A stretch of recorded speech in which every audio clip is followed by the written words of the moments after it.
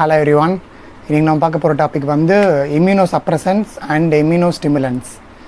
So இந்த ரெண்டு கேட்டகரியும் வந்து இம்யூனிட்டியை பேஸ் பண்ணி இல்லை இம்யூனிட்டியை வந்து தூண்டுற கேட்டகரி, இல்லைனா இம்யூனிட்டியை வந்து சப்ரஸ் பண்ணக்கூடிய category.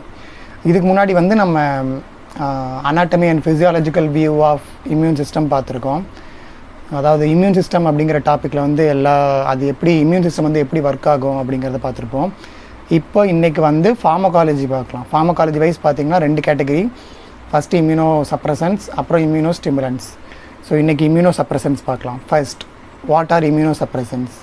The definition is, these are drugs that are used to suppress the immune system or suppress the immunity. இம்யூனிட்டியை வந்து சப்ரஸ் பண்ண கொடுக்கக்கூடிய ட்ரக்ஸ் தான் இம்யூனோ சப்ரசன்ஸ்.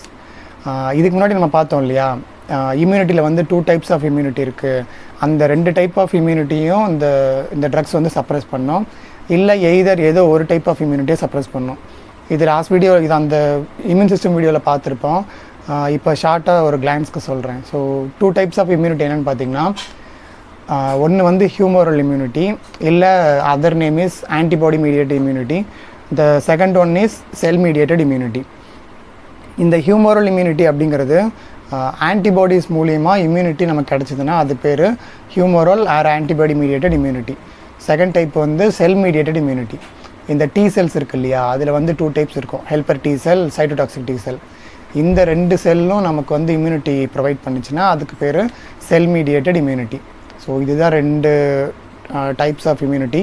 இந்த 2 டைப்ஸ் ஆஃப் இம்யூனிட்டியும் சப்ரஸ் பண்ண நம்ம கொடுக்குற ட்ரக்ஸ் தான் இம்யூனோ சப்ரசன்ஸ். நெக்ஸ்ட் கிளாஸிஃபிகேஷன் பார்த்தோம்னா, ஃபஸ்ட் கேட்டகரி வந்து T cell inhibitors. So T cell வந்து செல் மீடியேட்டட் இம்யூனிட்டி நமக்கு கொடுக்கக்கூடிய one of the vital cell. So அந்த செல்லை வந்து இன்ஹிபிட் பண்ணுற drugs T cell inhibitors. Example cyclosporin, அப்புறம் டாக்ரோலிமஸ், சைரோலிமஸ், இந்த மாதிரி அந்த லிமஸ் அப்படின்னு முடிகிற ட்ரக்ஸ் இருக்கும். அப்புறம் மைக்கோஃபெனோலைட் மோஃபெட்டில் அப்படின்னு ஒரு ட்ரக் இருக்கும். ஸோ இந்த ட்ரக்ஸ் எல்லாம் வந்து டி செல் இன்ஹிபிட்டர்ஸ் அப்படின்னு சொல்லுவாங்க.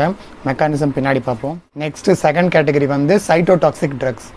சைட்டோடாக்சிக் ட்ரக்ஸ்னால் சைட்டோனா செல்லு, டாக்ஸிக்னா கில் பண்ணுறது.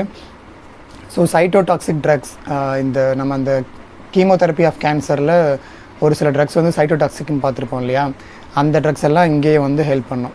எக்ஸாம்பிளுக்கு இந்த சைக்ளோபாஸ்பமைட், குளோராம்பியூசில், மீத்தோட்ரெக்சேட், அப்புறம் இது இல்லாமல் வேறு ட்ரக் பார்த்திங்கன்னா அசாத்தியோப்ரைன். ஸோ இந்த 4 ட்ரக்ஸும் வந்து சைட்டோடாக்சிக் ட்ரக்ஸ் அப்படின்னு சொல்கிறோம். ஸோ இதுவும் வந்து இம்யூனோசப்ரசன்ட். நெக்ஸ்ட்டு தேர்ட் கேட்டகரி வந்து நேச்சுரல் குளூக்கோகார்டிகாய்ட்ஸ். குளூக்கோகார்டிகாய்ட்ஸ் வந்து நேச்சுரல் நம்ம பாடியில் இருக்கும், பட் இருந்தாலும் எக்ஸ்டர்னலாகவும் நம்ம கொடுக்க முடியும். ஸோ அந்த ட்ரக்ஸ் எல்லாம் comes under third category glucocorticoids. Next fourth category is antibody reagents. So இதில் வந்து ஒரு 2-3 ட்ரக்ஸ் இருக்கும். ஸோ இந்த 4 கேட்டகரி தான் வந்து drugs used for suppressing the immune system. அதாவது these are called immunosuppressants. Next mechanism of action பார்ப்போம். First கேட்டகரியான டி செல் இன்ஹிபிட்டரில் சைக்ளோஸ்போரின் பார்த்தோம்னா, cyclosporin first binds with cyclophilin. Cyclophilin அப்படிங்கிற ஒரு சப்ஸ்டன்ஸோட பைண்ட் ஆயிரும். Then it inhibits calcineurin activity. இந்த கால்சினியூரின் அப்படிங்கிற ஒரு சப்ஸ்டன்ஸை வந்து அதோட ஆக்டிவிட்டி வந்து இன்க்ரீஸ் பண்ணும். இந்த கால்சினியூரின் எதுக்கு ரெக்வயர்டுன்னு பார்த்திங்கன்னா 2 விஷயம். அதாவது நம்ம எடுத்துக்கிற சைக்ளோஸ்போரின் வந்து கால்சினியூரினை இன்ஹிபிட் பண்ணுது.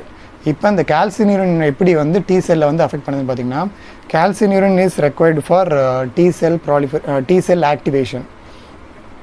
ஸோ டி செல்ஸ் வந்து ஆக்டிவேட் ஆகிறதுக்கு கால்சினியூரின் தேவை. ஸோ அதை நம்ம வந்து பிளாக் பண்ணுறோம். ரெண்டாவது விஷயம் வந்து இன்டர்லியூக்கின் 2 ப்ரொடக்ஷனுக்கும் இந்த கால்சினியூரின் வந்து ஹெல்ப் பண்ணும். இன்டர்லியூக்கின் 2 அது ஒரு சைட்டோகைன், அதுவும் வந்து it also helps in immunity. So இந்த 2 ப்ராசஸும் ஹெல்ப் பண்ணுற ஒரு சப்ஸ்டன்ஸ் தான் கால்சினியூரின். ஸோ அந்த கால்சினியூரின் வந்து சைக்ளோஸ்போரின் வந்து இன்ஹிபிட் பண்ணிடுது. இதனால் இந்த 2 ப்ராசஸும் நடக்காது. So thereby T cell activation கம்மியாக இருக்கும். ஸோ டி செல்ஸோட ஆக்டிவிட்டி கம்மியாக இருக்கும். So this is the mechanism of cyclosporin. இதே மாதிரி நெக்ஸ்ட்டு டாக்ரோலிமஸ், சைரோலிமஸ், அதோட மெக்கானிசம் பார்த்திங்கன்னா சிமிலர். பட் அது வந்து சைக்ளோஃபிலின் அப்படிங்கிற சப்ஸ்டன்ஸுக்கு பதிலாக சம் இம்யூனோஃபிலின் அப்படிங்கிற சப்ஸ்டன்ஸோட பைண்ட் ஆகும். பட் ஃபைனலாக அது இன்ஹிபிட் பண்ணுற சப்ஸ்டன்ஸ் என்னென்னு பார்த்திங்கன்னா calcineurin. So thereby it also preventing T cell activation, so it also suppresses the immunity. So இது வந்து overall mechanism of action of first category T cell inhibitors. Next second category வந்து cytotoxic drugs. So cytotoxic drugsனால் நமக்கே தெரியும், செல்லை வந்து kill பண்ணுறது.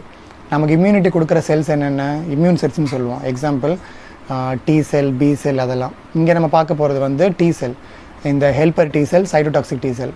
இந்த ரெண்டு செல்லும் இருக்கு இல்லையா, இந்த ரெண்டு செல்லு கூடயும் பைண்ட் ஆகிட்டு இல்லை வேறு இல்லை இம்யூனிட்டிக்கு ஹெல்ப் பண்ணுற வேறு செல்ஸ் இருந்துச்சுன்னா அதோடு போயிட்டு இங்கே இருக்கிற அந்த அசாத்தியோப்ரைன், மீத்தோட்ரக்சைட், சைக்ளோபாஸ்பமேட் இதெல்லாம் போய் பைண்ட் ஆகிட்டு அந்த செல்லோட ஆக்டிவிட்டியை வந்து டிக்ரீஸ் பண்ணிவிடும், அந்த செல்லை கில் பண்ணுறது மூலிமா. இது mechanism of action of cytotoxic drugs. Next third category வந்து குளுக்கோகார்டிகாய்ட்ஸ். இந்த குளுக்கோகார்டிகாய்ட்ஸ் பார்த்திங்கன்னா நம்ம பாடியில் நேச்சுரலாக இருக்கிறது தான். ஸோ இதை நம்ம எதுக்கு எடுத்துக்கிறோன்னா, இந்த ஸ்டீராய்ட் ட்ரக்ஸ் எல்லாமே வந்து இம்யூனிட்டியை வந்து சப்ரஸ் பண்ணோம் அப்படிங்கிறது வந்து நம்ம எல்லாருமே ஆல்ரெடி பார்த்துருப்போம். ஈவன் இந்த கோவிட் சுச்சுவேஷனில் கூட ஸ்டீராய்ட் ட்ரக்ஸ் வந்து எடுத்துக்கிட்டால் சம் சைடு எஃபெக்ட்ஸ் இல்லாமல் இல்லை இந்த ஆட்டோ இம்யூன் ப்ராப்ளம்ஸ் எல்லாம் பார்த்துக்கலாம் அப்படின்னு சொல்லியிருப்பாங்க, கேள்விப்பட்டிருப்பீங்க. ஸோ அப்படி தான் இதுவும் ஒர்க் பண்ணும். குளுக்கோகார்டிகாய்ட்ஸ் வந்து ஒரு நேச்சுரல் இம்யூன் சப்ரஸர். இதனால் பார்த்திங்கன்னா இதை நம்ம எக்ஸ்டர்னலாக கொடுக்கறது மூலிமா இம்யூனிட்டியை வந்து சப்ரஸ் பண்ண முடியும். ஸோ இந்த ட்ரக்ஸை வந்து நம்ம ஆட்டோ இம்யூன் டிசார்டர்ஸ்லையும் யூஸ் பண்ண முடியும். Next antibody reagents. இதில் ஒரு சில ட்ரக்ஸ் இருக்கும், லைக் இந்த மியூரோமோனாப் அந்த மாதிரி.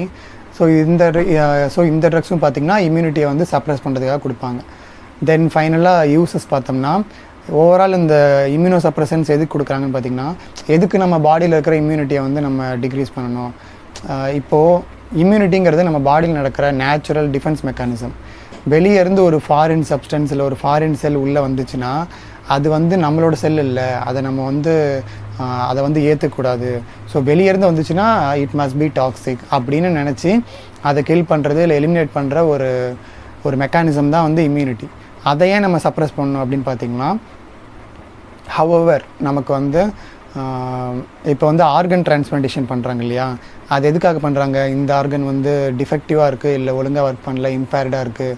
ஸோ அதனால் இப்போ எக்ஸாம்பிளுக்கு ஒருத்தங்களுக்கு வந்து கிட்னி ப்ராப்ளம் இருக்குது, ஒரு கிட்னி வந்து கம்ப்ளீட்டாக ஒர்க் ஆகலை, அதோட ஃபங்க்ஷன் சரியாக நடக்கலை. ஸோ இப்போ என்ன பண்ணுறாங்கன்னா, இன்னொருத்தங்கிட்ட வந்து கிட்னி எடுத்து வைக்கிறாங்க. பட் நம்ம பாடி என்ன பண்ணும், அந்த கிட்னியில் இருக்கிற ஈச் அண்ட் எவ்ரி செல்லுக்கு வந்து ஒரு ஐடென்டிஃபிகேஷன் இருக்கும். அந்த ஐடென்டிஃபிகேஷன் மூலிமா இது நம்மளோட செல் இல்லை அப்படின்னு கண்டுபிடிச்சிட்டு அந்த கிட்னி செல்ஸை வந்து ஏற்றுக்காது. இதை என்ன சொல்லுவாங்கன்னா இம்யூன் ரிஜெக்ஷன் சொல்லுவாங்க.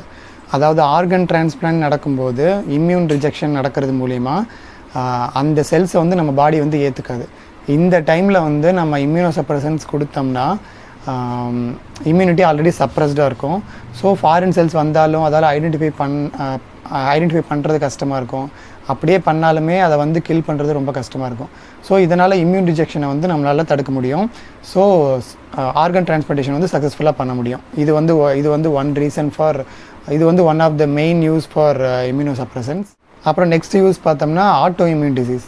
ஸோ ஆட்டோ இம்யூன் டிசீஸில் என்ன நடக்கும், நம்மளோட ஓன் இம்யூன் செல்ஸ் நம்மளோட ஓன் செல்ஸை வந்து கில் பண்ண ஆரம்பிச்சிடும், அதாவது மிஸ்ஜட்ஜ் பண்ணிடும். இப்போ ஒரு செல் இருக்குது, எய்தர் வந்து அது ஒரு நார்மல் செல்லாக இருக்குதுன்னு வச்சுக்கோங்களேன், அதை நம்ம இம்யூன் சிஸ்டம் பார்த்துட்டு இல்லை இங்கே ஏதோ சேஞ்சஸ் இருக்குது, it is not a good cell, infected cell அப்படின்னு நினச்சிட்டு அந்த செல்லை கில் பண்ணுறதுக்கு போயிட்டுருக்கோம். இந்த மாதிரி போயிட்டு நார்மல் செல்லை வந்து கில் பண்ணுறதுனால தான் நமக்கு வந்து இந்த ஆட்டோ இம்யூன் டிசார்டர்ஸ்ன்னு சொல்லுவாங்க இல்லையா, இந்த ருமேட்டாய்டு ஆர்த்ரைட்டிஸ், இன்னும் ஒரு சில டிசார்டர்ஸ் இருக்குது. ஸோ இந்த டிசார்டர்ஸ்லாம் வந்து ஆட்டோ இம்யூன் டிசார்டர்ஸ்னு சொல்லுவாங்க. ஸோ அந்த கண்டிஷனில் நம்ம இம்யூனோ சப்ரசன்ஸ் கொடுக்கறது மூலிமா இம்யூனிட்டி சப்ரஸ் ஆகுறது. ஸோ டோட்டலாக 2 யூஸ், ஆர்கன் டிரான்ஸ்பிளான்ட்டில் இம்யூன் ரிஜெக்ஷனை ஸ்டாப் பண்ணுறதுக்கு, அப்புறம் ஆட்டோ இம்யூன் டிசார்டர்ஸ்க்கு வந்து ஹெல்ப் பண்ணும். ஸோ இதுதான் வந்து யூசஸ் ஆஃப் இம்யூனோ சப்ரசன்ஸ். இப்போ பார்த்த கேட்டகரி இம்யூனிட்டியை சப்ரஸ் பண்ணுறது. Next category will be the exact opposite. So இதே மாதிரி உங்களுக்கு வேறு ஏதாவது டாபிக்ஸ் பார்க்கணும்னு நினச்சிங்கன்னா கமெண்ட்டில் மென்ஷன் பண்ணுங்கள். அப்புறம் மறக்காமல் இந்த வீடியோ உங்கள் ஃப்ரெண்ட்ஸாக்கும் ஷேர் பண்ணுங்கள். So they will also get some benefit from this video, I hope. So இதே மாதிரி நெக்ஸ்ட் வீடியோவோட பார்ப்போம். And thanks bye from Vasanth.